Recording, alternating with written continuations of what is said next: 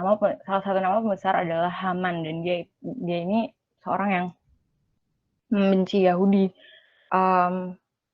sehingga dia bilang ke raja untuk ngadain ketetapan buat membinasakan semua orang-orang Yahudi yang ada di Persia kayak gitu. Dan Mordekai itu pamannya Esther, itu mendengar hal itu, dan karena Esther seorang Yahudi, jadi Mordekai ngasih tahu ke Esther, dan nenek Esther berpuasa buat ngadep ke raja dan mohon biar ketetapan itu dibatalkan kayak gitu.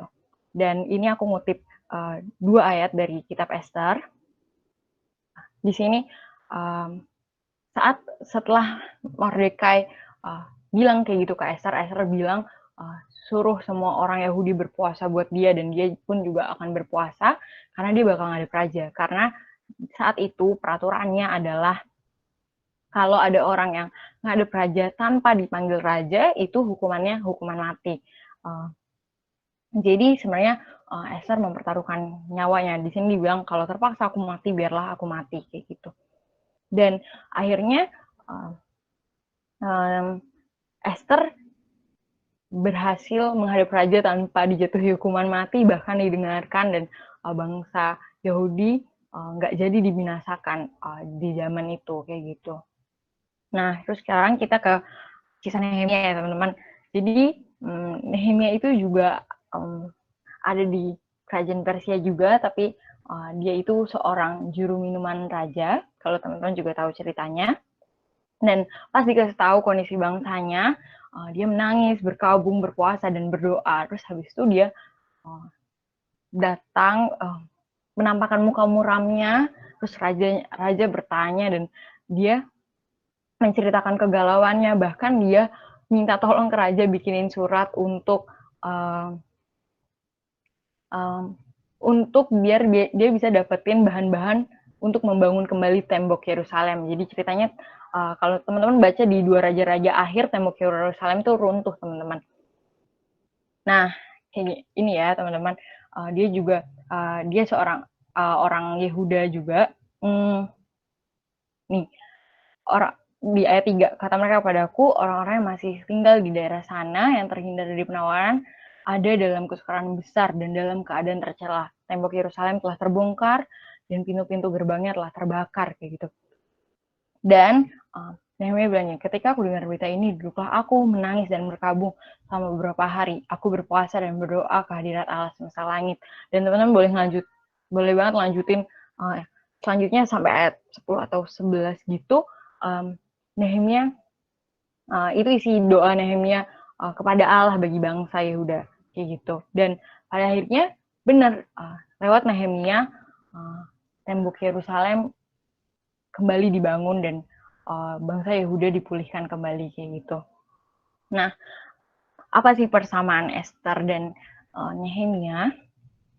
Pertama, mereka sama-sama berdoa dan bahkan juga berpuasa buat bangsanya, dan mereka juga bahkan mempertaruhkan nyawa, bukan jabatan aja ya teman-teman. Dan mereka keluar dari zona nyaman mereka. Maksudnya Esther jadi ratu dan Nehemia jadi juru minuman raja gitu. Dan mereka bisa aja nggak peduli gitu sama bangsanya, ya udah dalam kedudukannya aja, enak-enak aja dan segala macamnya. Tapi mereka nggak memilih itu, mereka malah memilih mempertaruhkan nyawa mereka. Ini bukan tentang jabatannya dicopot doang, tapi ini hidup atau mati. Dan yang persamaan lainnya adalah penyertaan dan pemeliharaan Allah yang begitu terlihat bagi Esther dan Nehemia untuk menyelamatkan bangsa mereka kayak gitu. Dan sebenarnya ini fun fact juga kalau teman-teman juga udah tahu ataupun misalnya ada yang belum tahu. Jadi di kitab Esther itu sebenarnya sama sekali nggak ada kata Allah atau Tuhan kayak gitu. Nah, tapi kita begitu bisa melihat penyertaan Allah begitu nyata buat Esther kayak gitu. Dan kalau di Perjanjian Lama itu sebenarnya kitab Esther itu ada setelah kitab Nehemia. Tapi saat aku baca tafsirannya, juga latar belakangnya itu ternyata kisah Esther itu terjadi jauh lebih dulu dibandingkan kisah Nehemia. Nah, dan mereka itu ada di kerajaan yang sama ya, kerajaan Persia tadi. Dan ini sih yang aku terkesannya adalah kalau saat itu Esther tidak membatalkan, tidak berusaha membatalkan pembinasaan bangsa Yehuda di kerajaan Persia itu, Nehemia nggak ada. Jadi Nehemia adalah generasi orang Yehuda, generasi selanjutnya, dan kalau Nehemia nggak ada yang jadi mungkin nggak ada yang bisa membangun kembali tembok Yerusalem dan memulihkan bangsa Yehuda kayak gitu. Dan selain itu juga ya selain Nehemia ada, keberadaan Esther pun juga ada pengaruhnya sehingga orang Yehuda dan itu Nehemia bisa menjadi juru minuman raja gitu di kerajaan, ditempatkan dalam kerajaan kayak gitu. Jadi kita bisa melihat wah ternyata rencana Tuhan tuh nggak pendek dan kecil yang kita bisa pikirkan, tapi wah besar banget kan, maksudnya dampaknya bahkan sampai memulihkan bangsa Yehuda, pulihnya kembali tembok Yerusalem, dan itu udah Tuhan rencanakan sedemikian rupa di Esther kayak gitu. Nah, jadi kayak dari sini kita juga semakin bisa belajar bahwa ini benar-benar Allah yang menyertai, Allah yang memelihara kayak gitu. Bahkan ya di tengah-tengah kondisi kayak gini, masa kita nggak berharap sama Allah yang sebegitu besarnya gitu rencananya. Pun lewat kondisi kayak gini, ini tetap rencananya dan tetap di dalam kontrolnya, kita percaya itu. Dan teman-teman, Allah juga memilih teman-teman, juga memilih kita semua untuk Tuhan pakai untuk juga bisa berbuat sesuatu bagi bangsa kita. Jadi Esther dan Nehemianya di zaman ini, di generasi ini, di Indonesia, di tempat kita masing-masing, dia juga memilih kita. Dan ini ada satu kalimat yang juga aku sukai. Ya, BTW ini coba aku ambil gambar teman-teman yang sekarang lagi di masa PJJ. Tapi Allah memilih kamu kayak gitu. Dan ini jadi realitanya adalah Allah nempatin kita dimanapun kita berada itu dan memberkati kita untuk jadi berkat juga, diberkati untuk memberkati. Dan dimanapun kita Tuhan menetapkan kita di Indonesia, spesifiknya juga di kampus kita, di jurusan kita dan segala macamnya. Pernah nggak juga pas mungkin teman-teman pernah terpikir ya, pasti Tuhan punya rencana kenapa sekarang saat ini Tuhan tempatkan teman-teman di lingkungan sekarang, di keluarga yang sekarang, di pergaulan yang sekarang. Dan ingat kalau misalnya Tuhan menempatkan kita juga untuk memberkati orang lain kayak gitu, jadi saluran berkat dan saluran kasihnya Allah. Dan kayak Esther dan Nehemia tadi, kita juga bisa jadi berkat buat bangsa kita. Nah, kalau melihat kondisi sekarang ini, dampak COVID, kalau ya teman-teman udah banyak baca lah ya, gimana begitu banyak dampak dari virus corona ini bagi dunia, juga bagi bangsa kita, dan gak sedikit juga dampak negatifnya kayak gitu. Kayak tadi teman-teman juga mendoakan udah banyak yang di PHK dan segala macamnya, teman-teman juga banyak dengar lah kayak gitu. Dan sudahkah kita benar-benar menjalankan peran kita jadi kayak Esther dan Nehemianya di zaman sekarang bagi Indonesia yang benar-benar mendoakan bangsa Indonesia. Mungkin kita bukan mempertaruhkan nyawa atau mempertaruhkan jabatan, tapi apakah ya itu nyawa dan jabatan ya nggak kita pertaruhkan, tapi apakah kita sudah mempertaruhkan kenyamanan kita, zona nyaman kita, untuk berdoa lebih banyak, untuk berharap dan terus menaikkan pokok-pokok doa kepada Tuhan dalam waktu yang lebih besar daripada sebelumnya saat ini.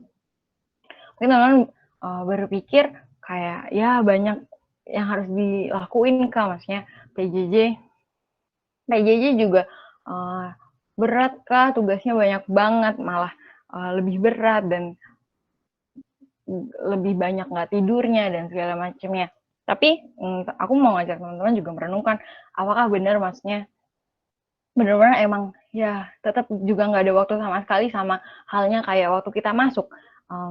Waktu kita masuk kayak mungkin teman-teman mengeluhkan ya kehektikan, jadi kayak nggak punya waktu buat sate dan jam doa, jadi juga pulang-pulang langsung ngerjain tugas, terus tidur capek, terus bangun-bangun telat kayak gitu-gitu. Tapi apakah di masa PJJ juga sama halnya nggak punya waktu, jadi emang juga nggak punya porsi lebih buat nonton TV juga tetap, apa nggak punya porsi lebih untuk main game juga tetap, apakah sesibuk itu kayak gitu, bagaimana kita ngelakuin sehari-hari kita, padahal di sini aku bold tapi nggak terlalu kelihatan sih, di sini dibilang dia padahal he longs for that time with you, kayak Allah berhak untuk waktu itu, waktu kita bersama Allah kayak gitu.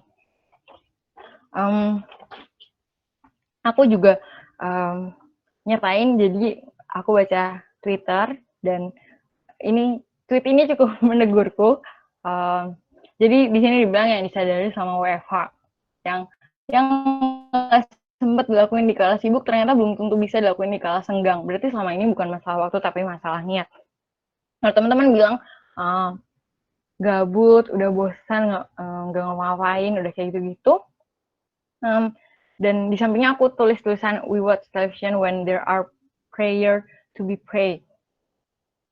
Kita lebih baik baca novel atau komik saat orang-orang butuh dikasihi, dan kita malah cuma mendengkur, rebahan doang, scrolling Twitter, IG, YouTube saat negara kita juga lagi menuju kehancuran.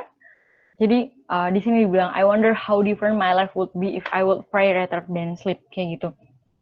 Dan jadi saat PJJ ini, saat terlihat sebenarnya banyak waktu senggang, jadi porsi mana yang lebih digedein? Porsi buat kesenangan pribadi kah, atau porsi buat ambil waktu berelasi bersama Allah, ambil waktu untuk berdoa, mendoakan bangsa dan kondisi lainnya, mendoakan teman-teman kita, atau porsi juga buat ngubungin teman-teman kita, nanya kabar, saling nguatin di kondisi ini, membantu yang bisa kita bantu, juga bisa doain mereka, tahu kabar mereka, tahu kondisi mereka lagi kenapa, lagi apa, perasaannya gimana. Jadi porsi mana yang lebih dibanyakin sih saat ini kayak gitu? Apakah benar-benar ya sesibuk itu?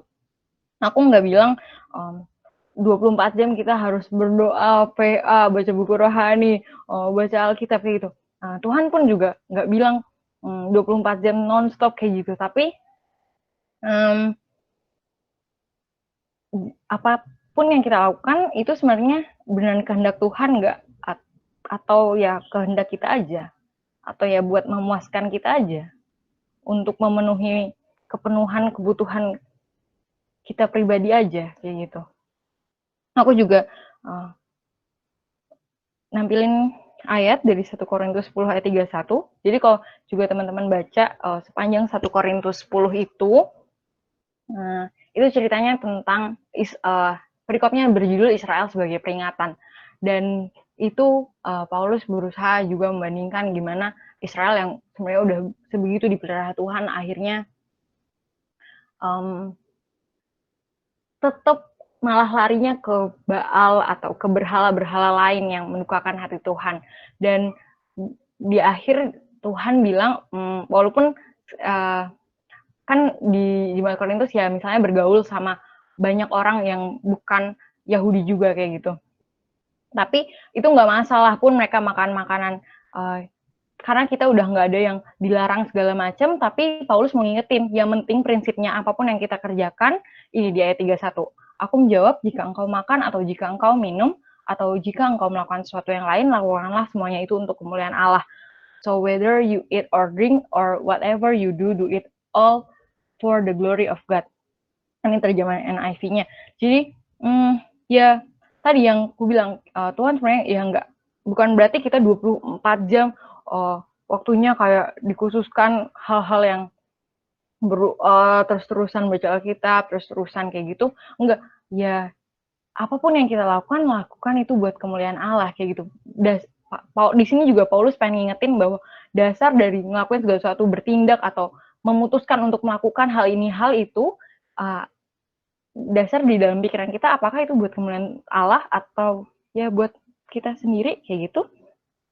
Dan ayat lainnya yang juga aku kutip adalah dari Kolose 3 ayat 23, ini juga eksposisi kita sepanjang PJ kemarin, beberapa minggu yang lalu kita juga udah bahas ini. Kolose 3 ayat 23, apapun juga yang kamu perbuatlah dengan segenap hatimu seperti untuk Tuhan dan bukan untuk manusia. Dan di sini juga sebenarnya aku kutip juga ayat 22-nya. Hai hamba-hamba, taatilah Tuhanmu yang dunia ini dalam segala hal, dan hanya di hadapan mereka saja untuk menyenangkan mereka, melainkan dengan tulus hati karena takut akan Tuhan. Nah, di sini ya kembali sama sih halnya, kayak diingetin lagi, kayak apapun yang kamu perbuat ya perbuat untuk Tuhan kayak gitu. Nggak cuma tentang hal-hal tentang berdoa dan baca Alkitab yang untuk Tuhan, tapi belajar kita buat Tuhan, terus ataukah berrelasi sama keluarga juga buat Tuhan, berrelasi sama teman juga buat Tuhan, bantu orang tua di rumah juga buat Tuhan, dan dengan tulus hati karena takut akan Tuhan.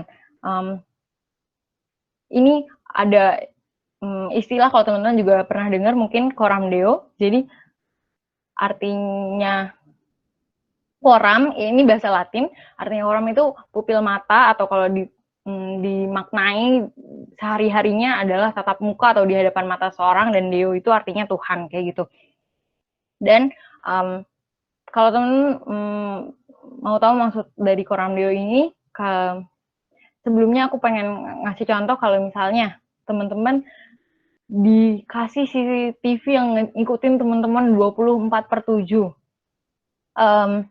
dan itu yang ngeliat keluarga dan teman-teman kalian kayak gitu. Apa sih yang sebenarnya bakal kita lakuin kayak gitu?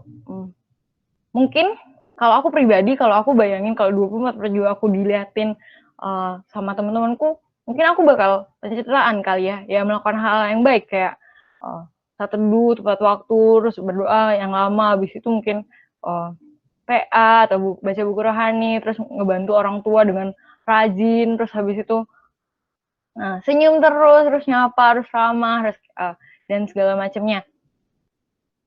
Tapi nyatanya enggak kan, maksudnya nggak ada CCTV 24/7 dan yang ngeliatin keluarga dan teman-teman kita ngapain aja. Tapi teman-teman, coram Deo maksudnya adalah gimana sebenarnya ada 24/7 yang ngawasin kita. Memang bukan orang-orang di sekitar kita, tapi Tuhan.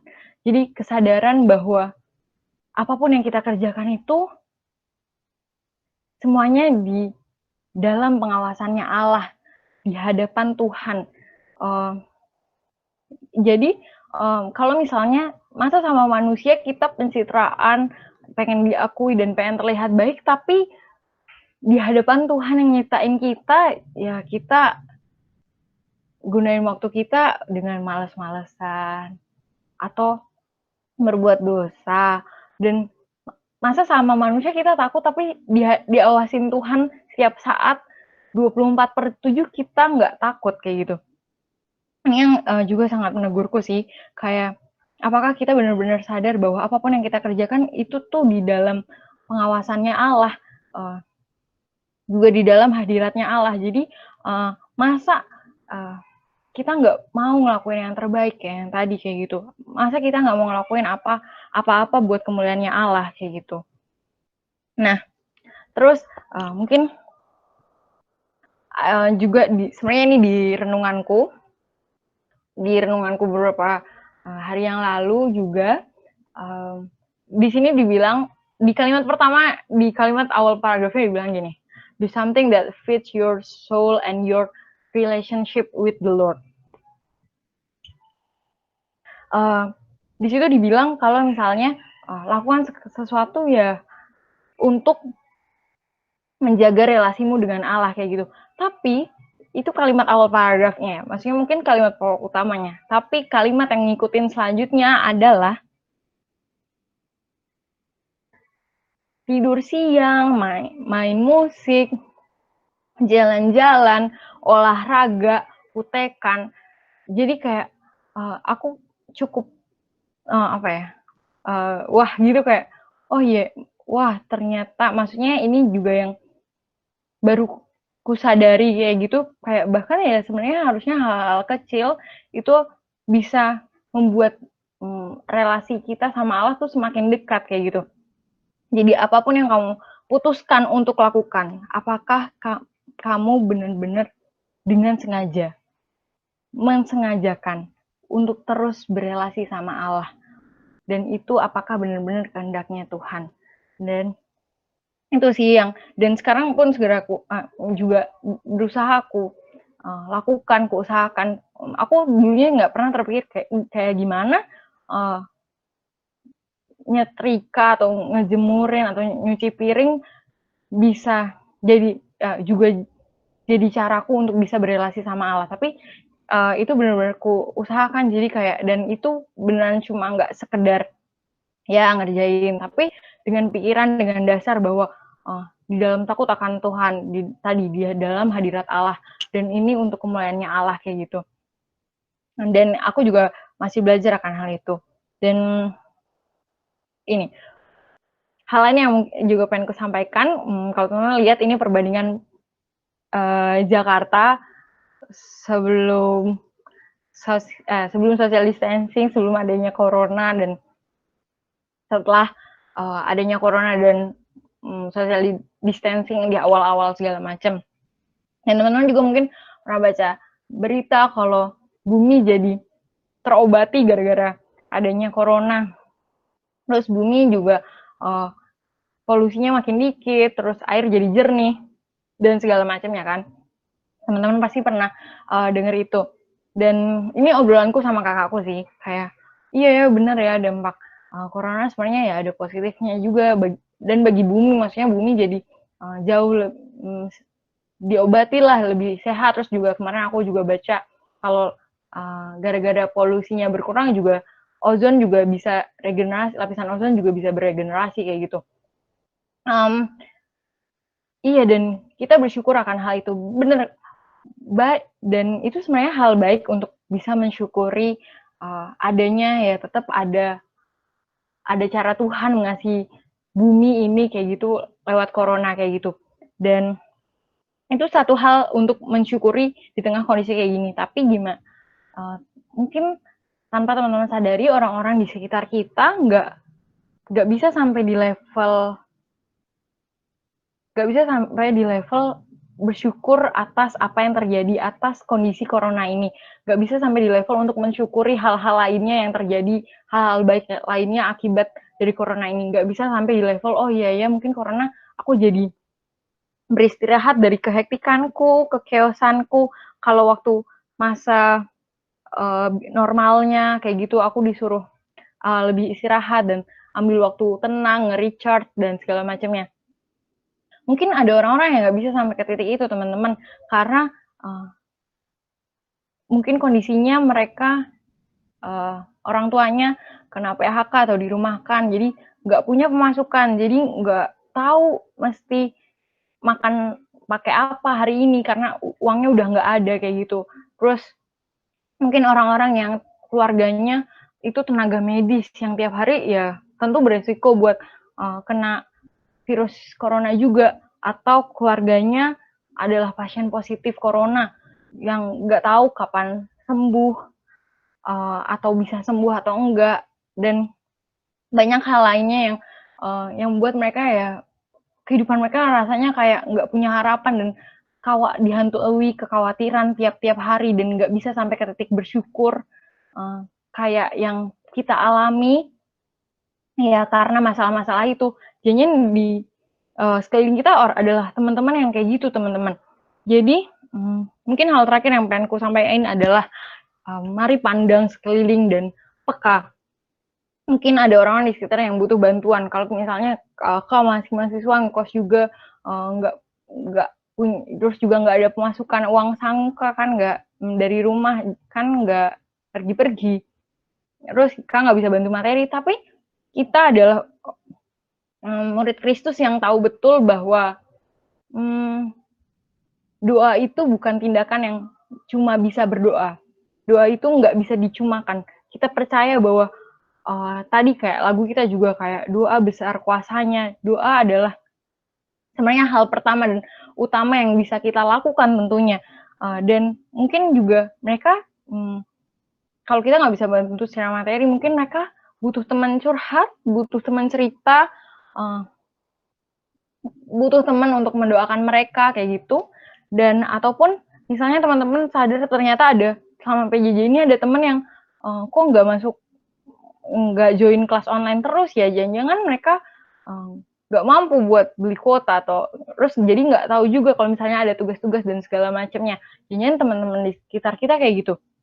Jadi apakah porsi waktu kita udah bisa kita gunakan juga untuk boleh memberkati orang lain juga, jadi saluran berkat dan kasihnya Allah. Terakhir, ini kata-kata yang juga sangat menegurku. Compassion, rasa belas kasih itu nggak boleh cuma sekedar berhenti di perasaan. Rasa belas kasih itu harus sampai ke tindakan. Kalau misalnya cuma perasaan, apa coba yang berubah? Jadi kayak misalnya setiap hari kita baca berita tuh, lihat kondisi, oh iya kasihan banget ya, kasihan banget, aduh kayak gitu. Misalnya setiap hari berita kita cuma berhenti di situ, tapi habis itu Twitteran lagi, scroll IG lagi, nonton YouTube lagi, nonton film lagi, main game lagi, udah harus rebahan lagi. Nggak sampai ke tindakan, bahkan nggak sampai ke tindakan kita mendoakannya.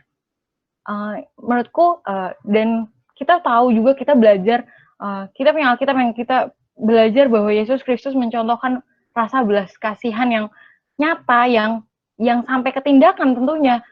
Rasa belas, maka tergeraklah hati Yesus dan Yesus melakukan sesuatu setelah itu. Bukan cuma tergeraklah hatinya, udah berhenti, enggak. Tapi Kristus ngajarin kita untuk ngelakuin tindakan setelah belas kasih itu muncul kayak gitu. Jadi mungkin ini aku pengen ngajak teman-teman untuk merefleksikan kembali kayak gitu. Bagaimana sih, maksudnya hampir 2 bulan ini selama kita karantina ini, udah kayak gimana sih kita menggunakan waktu kita kayak gitu. Nah, mungkin itu sharing dariku, dan sekarang saatnya sesi sharing teman-teman. Jadi aku mau ngajak teman-teman untuk men-sharingkan hal apapun sih, bisa yang dinikmati atau ditegur atau diingetin atau dibukakan atau yang disyukuri atau yang diharapkan di kolom chat.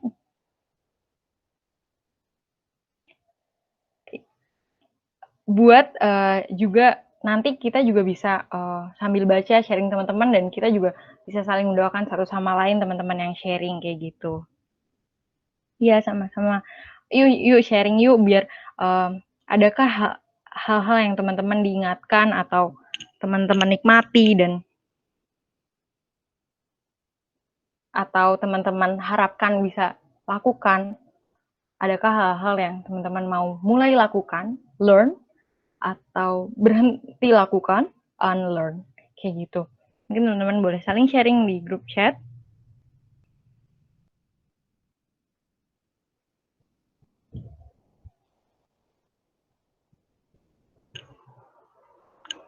Mungkin aku bakal kasih waktu sekitar 5 menit kali ya, 5-6 menit. Untuk teman-teman juga boleh menghentikan. Terima kasih Cia sharingnya. Teman-teman menghentikan juga, nanti setelah sharing juga bisa saling baca apa yang di-sharingin teman-temannya yang lain, terus juga bisa mendoakan mereka. Semoga Semoga kita semua nggak cuma jadi pendengar firman, tapi ya juga jadi pelaku firman Tuhan tentunya, kayak gitu.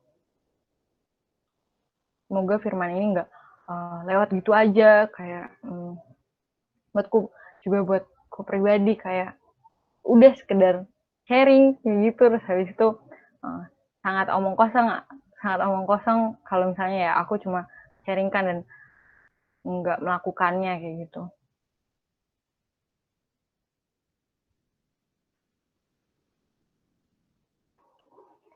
Mungkin kalau misalnya yang udah sharing juga bisa ikut saling baca hasil sharing teman-temannya dan mendoakan teman-temannya secara pribadi dalam hati kayak gitu.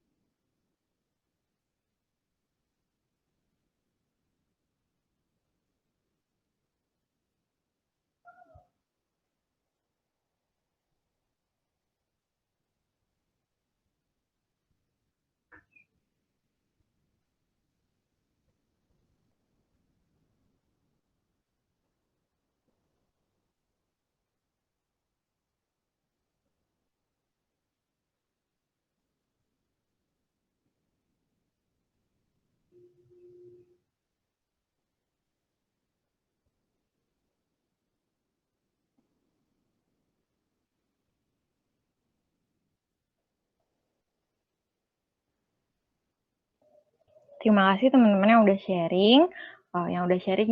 Sekali lagi aku encourage untuk baca sharing-sharing teman yang lain dan juga bisa mendoakan mereka. Terus untuk teman-teman yang belum sharing, aku masih mempersilahkan waktu untuk sharing ya teman-teman di grup chat.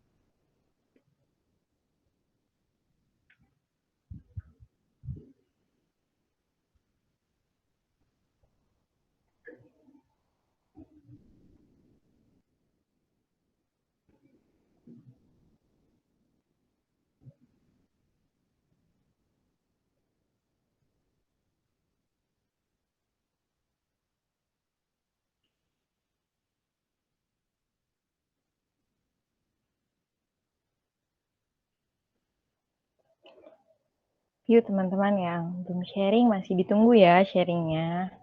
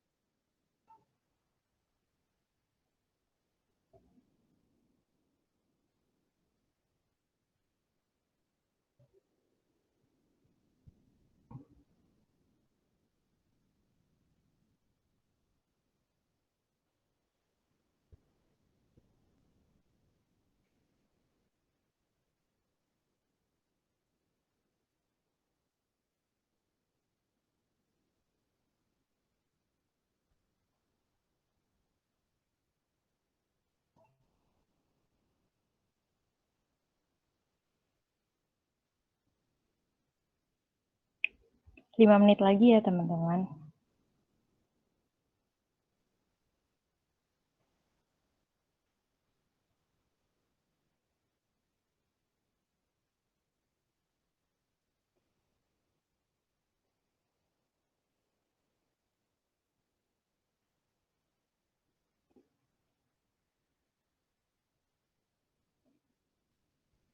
Yuk teman-teman, pengen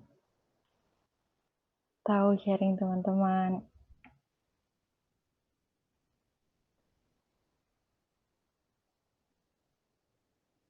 Terima kasih ya teman-teman yang udah sharing. Mungkin teman-teman yang udah sharing juga boleh saling mendoakan satu sama lain atas apa yang dinikmati. Buat teman-teman yang belum sharing, masih ditunggu ya teman-teman. Semangat ngetiknya.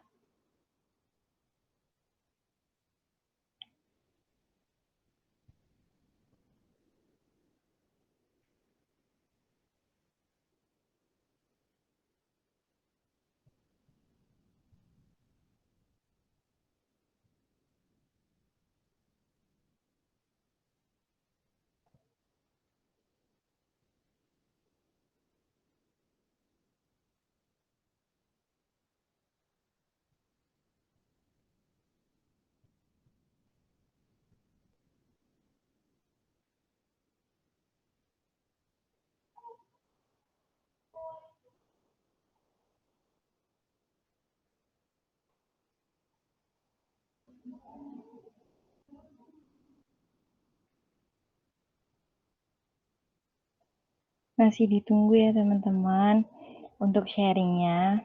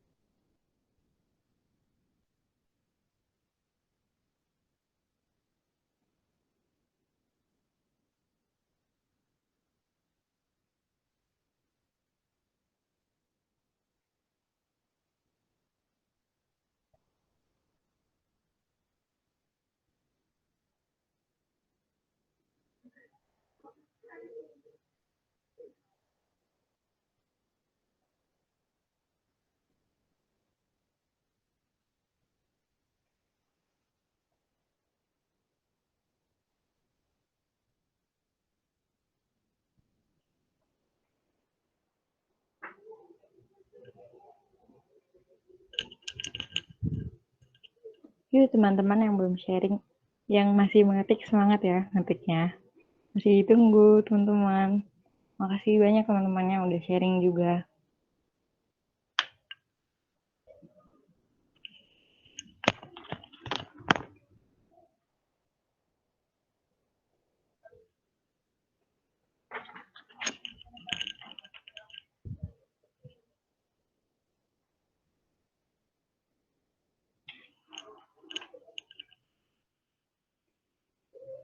Aku tunggu sharing teman-teman yang lain 1 menit lagi ya.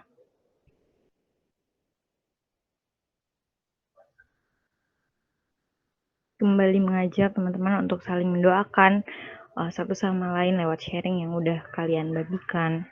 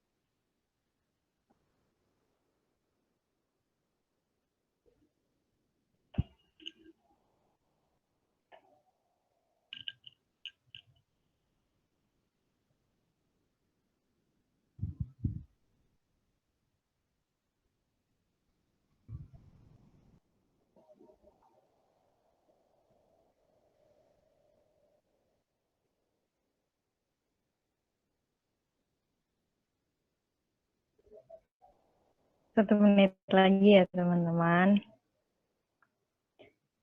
Nggak apa-apa ya masih ngetik. Masih ditungguin.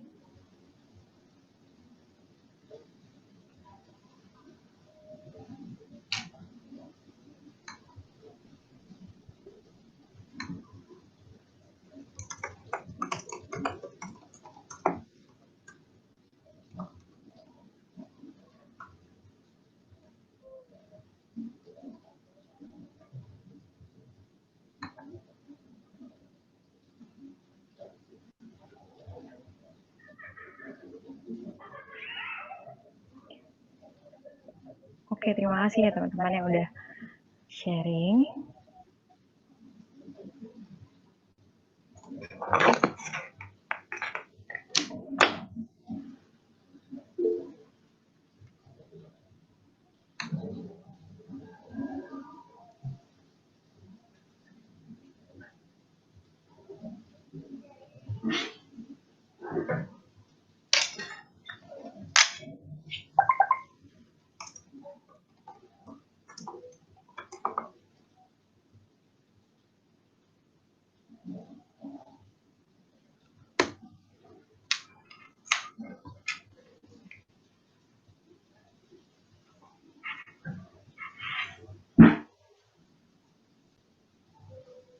Thank you sharingnya. Oke, teman-teman.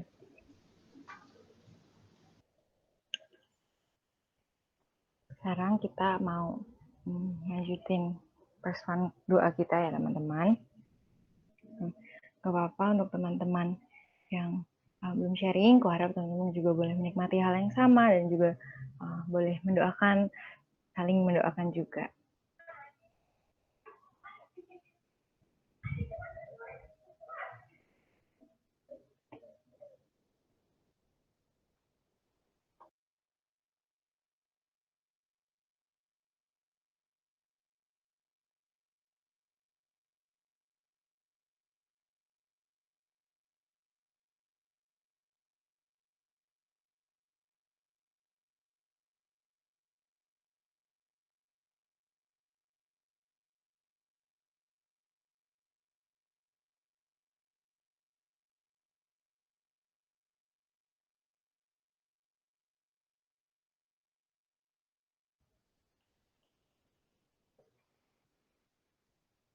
Sekarang kita akan kembali masuk ke dalam persoalan doa.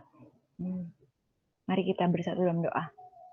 Allah Bapa yang makasih, Bapa yang punya kehidupan kami mengucap syukur ya Bapa buat segala kasih-Mu, juga buat anugerah Tuhan yang boleh terus berlimpah dalam hidup kami. Terima kasih juga ya Bapak buat firman Tuhan yang boleh kami dengarkan di sore hari ini ya Bapak. Terima kasih sudah mengingatkan kami untuk mempergunakan waktu kami untuk kemuliaan Allah.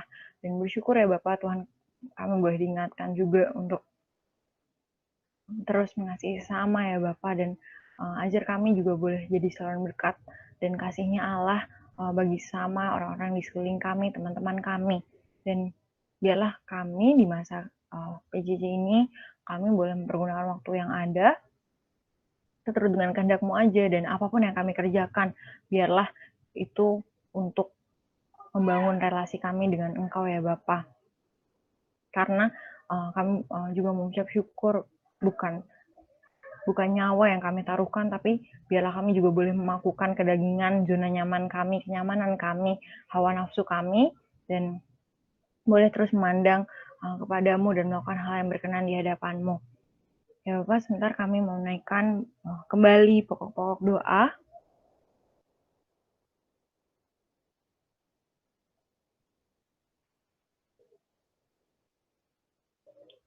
Jadi teman-teman, kondisinya karena masalah social distancing ini, stok darah PMI menipis di beberapa kota, bahkan di DKI Jakarta sempat stoknya menipis sampai 90%. Dan banyak kota-kota lainnya. Dan ini juga sedikit mengkhawatirkan sih, karena orang-orang yang di luar, orang-orang yang sakit di luar sakit corona COVID-19 ini kayak dan butuh stok darah itu juga sangat krusial gitu. misalnya, orang-orang yang dengan sakit ginjal yang butuh cuci darah, berskala ataupun ya masih banyak lagi penyakit yang butuh sebenarnya pendonor darah, tapi stoknya menurun kayak gitu. Jadi buat kondisi ini, aku mau ajak teman-teman buat berdoa biar masyarakat tetap ada yang bersedia untuk kembali melakukan donor darah dan sebenarnya PMI juga udah punya protokol sesuai himbauan social distancing ini. Dan mari berdoa juga bersyukur atas orang-orang yang masih melakukan donor darah.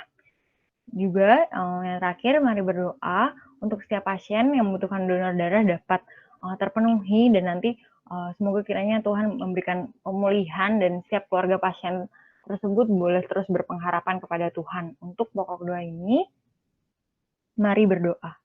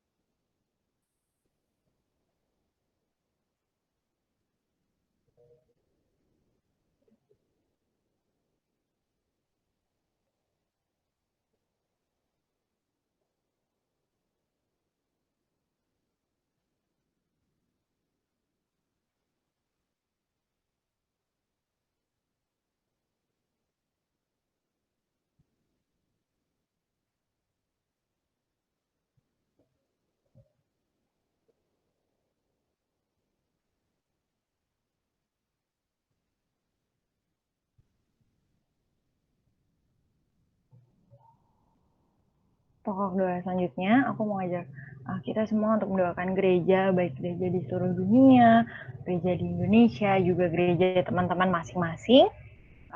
Mari berdoa supaya gereja boleh terus jadi saksi Kristus, memberitakan pengharapan yang ada pada Kristus, dan jadi saluran berkat, juga saluran kasih Allah. Berdoa juga buat setiap umat percaya boleh terus menikmati Allah, bertumbuh dalam pengenalan akan Yesus Kristus, dan terus menjaga kekudusan, dan tekun untuk saling mendoakan. Mari berdoa juga buat setiap pendeta dan orang-orang yang terlibat dalam pelayanan ibadah online. Kiranya Tuhan boleh terus memberikan kesehatan, juga hikmat saat mereka mau juga mengerjakan pelayanan itu, dan biar semuanya buat kemuliaan Tuhan aja. Dan berdoa juga buat mungkin teman-teman kita atau jemaat-jemaat yang lain yang nggak kita tahu, yang sebenarnya nggak punya gadget yang mumpuni untuk ngelakuin ibadah online, atau nggak bisa ngakses internet, atau nggak punya kuota juga buat ibadah online, tapi semoga mereka juga boleh tetap beribadah di rumah mereka masing-masing dengan keluarganya dan tetap menikmati Allah. Untuk pokok doa ini, mari berdoa.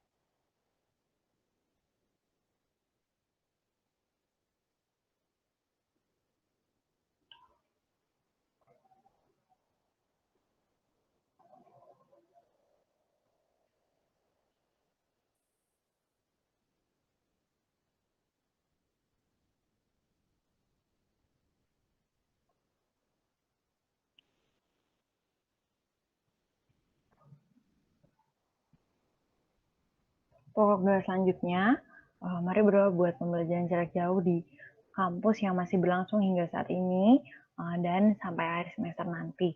Mari berdoa agar setiap mahasiswa dapat selalu semangat dalam mengikuti PJJ. Berdoa juga buat mahasiswa yang terbeban mengenai biaya internet atau mengalami gangguan sinyal dalam mengikuti PJJ agar dapat mendapat bantuan dan kiranya Tuhan boleh memberikan jalan keluar agar mereka tetap dapat mengikuti PJJ dengan lancar. Berdoa juga biar setiap mahasiswa boleh dapat tetap berintegritas dalam mengerjakan setiap tugas dan UAS yang akan datang ketika PJJ. Untuk pokok doa ini, mari berdoa.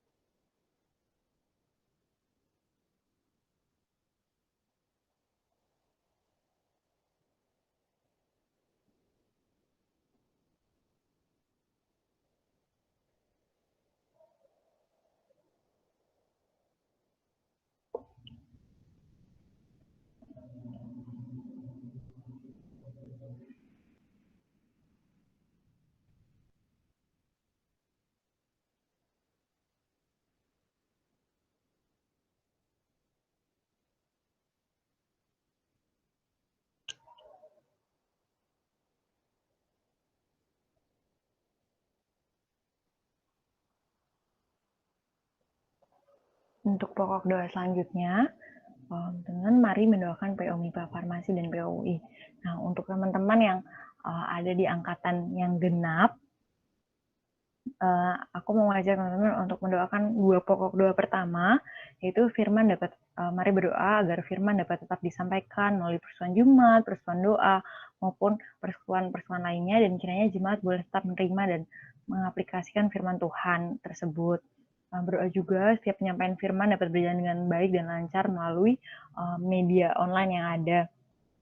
Itu untuk teman-teman di angkatan genap ya teman-teman. Dan untuk teman-teman yang berangkatan ganjil, aku mau ngajak teman-teman untuk berdoa bagi pemuritan atau kelompok tumbuh bersama di kampus kita dapat tetap berjalan di tengah PJJ saat ini. Mari mendoakan juga proses regenerasi PKTB atau PKK yang ada di kampus kita. Kiranya Tuhan juga boleh memimpin proses regenerasi ini walaupun di tengah kondisi serba online. Berdoa juga buat penggalangan dana dari PUI, dari jemaat dan untuk jemaat. Sekali lagi untuk teman-teman yang angkatan genap, aku mengajak teman-teman untuk mendoakan dua pokok doa yang pertama, dan untuk teman-teman yang berangkatan ganjil, teman-teman dipersilakan untuk doakan dua pokok doa yang terakhir. Untuk pokok doa ini, aku persilahkan teman-teman untuk berdoa.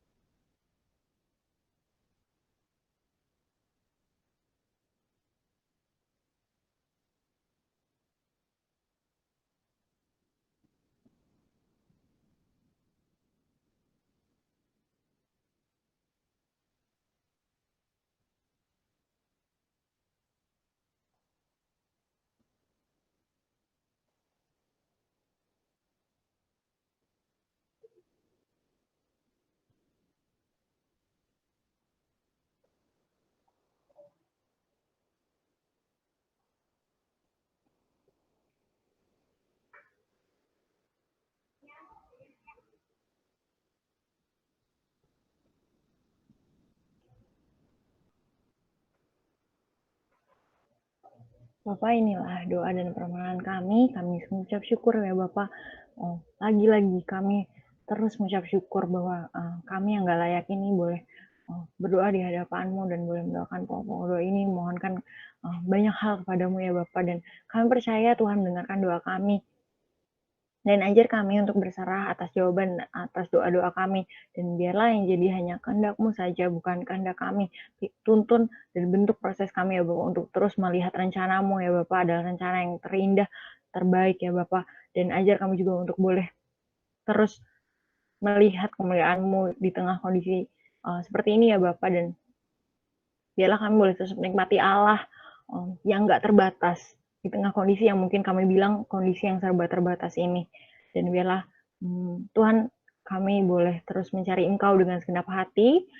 Terima kasih ya Bapak buat Allah Roh Kudus yang terus menggerakkan kerinduan kami untuk boleh bersekutu, untuk mencari Engkau, untuk mengenal Engkau terus-menerus, dan mendoakan bangsa kami ya Bapak, kondisi di sekeliling kami. Ucap syukur ya Bapak, mohon ampun buat dosa-dosa kami sepanjang perdoa tadi, sepanjang mendengarkan sharing firman tadi juga, bahkan saat ini ya Bapak, lewat sikap hati, juga pikiran kami ya Bapak yang gak berkenan di hadapan-Mu, kami mohon ampun. Terima kasih ya Bapak, di dalam nama Tuhan Yesus kami berdoa, amin.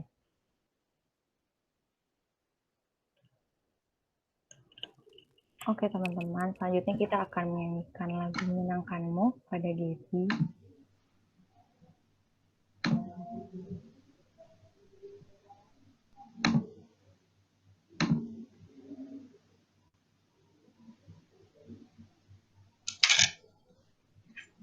Halo, apakah suaraku terdengar?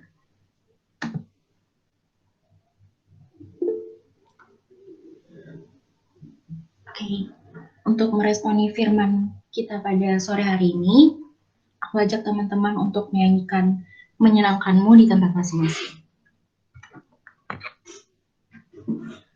Tuhan, ku mau menyenangkan-Mu.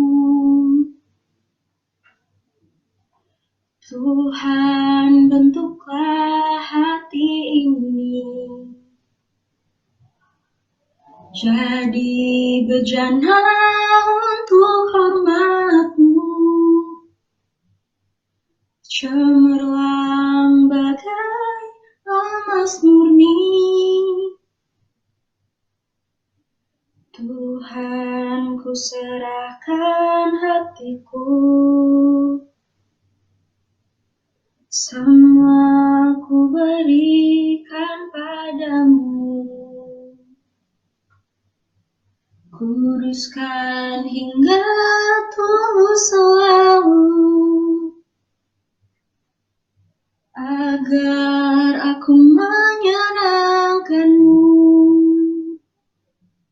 menyenangkan-Mu, senangkan-Mu. Hanya itu kerinduanku, menyenangkan-Mu, senangkan hati-Mu. Hanya itu kerinduanku.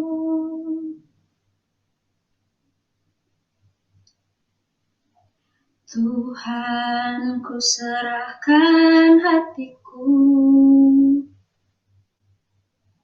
semua ku berikan padamu. Kuduskan hingga tulus selalu, agar aku menyenangkan-Mu, menyenangkan-Mu, senangkan-Mu. Hanya itu kerinduanku, menyenangkan-Mu, senangkan hati-Mu. Hanya itu kerinduanku. Teman-teman, mari kita bersatu di dalam doa. Ya Bapak, kembali kami mengucap syukur ya Bapak atas berkat dan penyertaan-Mu ya Bapak untuk kami dapat kembali bersama-sama melaksanakan perdo ya Bapak. Kiranya terima kasih ya Bapak, bersyukur untuk Katria yang telah memberikan firman-Mu ya Bapak pada sore hari ini. Kiranya apa firman yang telah kami dengarkan untuk mau terus memberikan waktu kami untuk berelasi denganmu, untuk mau terus menaikkan pokok-pokok doa kami bagi sekeliling kami, bagi teman-teman kami, bagi bangsa kami ya Bapak, dapat benar-benar kami lakukan dalam aktivitas kami sehari-hari, biarlah dengan kondisi yang seperti ini tidak menyurutkan hati kami untuk mau terus bersekutu, mau terus mendekatkan diri lagi kepada Engkau ya Bapak, kiranya Engkau yang terus perlengkapi kami untuk mau menjadi saluran berkat-Mu ya Bapak. Inilah doa dan permohonan kami ya Bapak, ampuni kami apabila selama perdoa tadi ada sikap hati kami yang tidak menyenangkan-Mu. Terima kasih ya Bapak, hanya di dalam nama Tuhan Yesus Kristus kami telah berdoa dan mengucap syukur. Amin.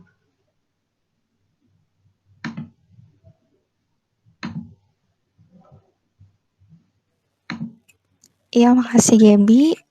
Untuk perdo hari ini sudah selesai teman-teman, dipersilakan untuk mengambil waktu dulu.